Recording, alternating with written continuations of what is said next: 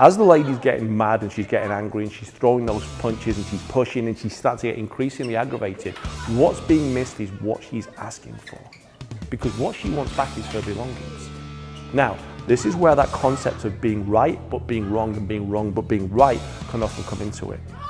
Most people in situations when we're aggrieved or when there's an argument or when there's any form of interaction and discourse which isn't mutually agreeable comes along, they will clue you in.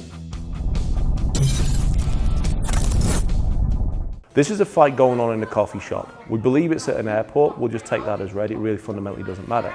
We have one lady in there that's screaming at the guy who's trying to get her out of that coffee shop. What's interesting here is the dynamic and the exchange between them. One of the assumptions that we can make as the video plays on is that as the lady's getting mad and she's getting angry and she's throwing those punches and she's pushing and she starts to get increasingly aggravated, what's being missed is what she's asking for. Now, this is where that concept of being right but being wrong and being wrong but being right can often come into it. Most people in situations when we're aggrieved or when there's an argument or when there's any form of interaction, discourse which isn't mutually agreeable comes along, they will clue you in. They will clue you into what's important simply because they want something that makes them feel whole or feel validated.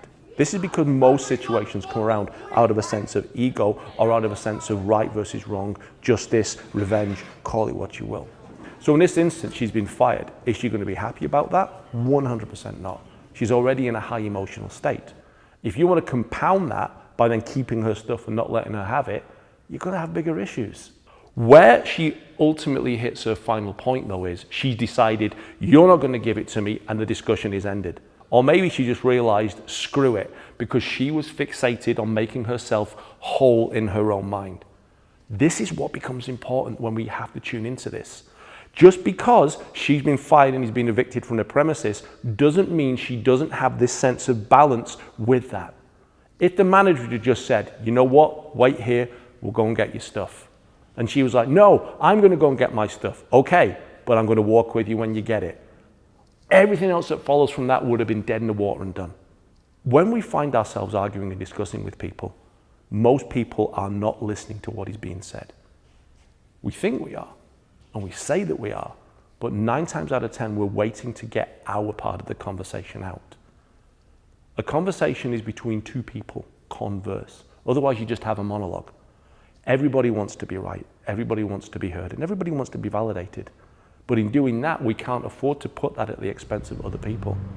When you look at the violence that's going on here, there's nothing particularly egregious and there's nothing particularly savage. This is a disagreement that cannot be resolved with words, and it ends up spilling over into violence, and it spills over into violence that was not necessary. Had it not been for our wonderful gatekeeper with his ninja skills there, this could have gone a lot worse. Maybe the manager would have been hit and got extra mad and punched her back, as we've seen in airport videos in Reality Check before. People hit a point and then they just snap and go back in there. Maybe that stool would have landed heavier, a little high on the head, a bad landing there. Perhaps we could be looking at more serious injuries or even worse. All because she wasn't allowed to get her belongings. And let's not forget, whether she's allowed to be on those premises or not for an employment perspective, that's her stuff. He can't keep it. If we just listen to what people are telling us, a lot of things can certainly be solved without them spilling over into this kind of encounter.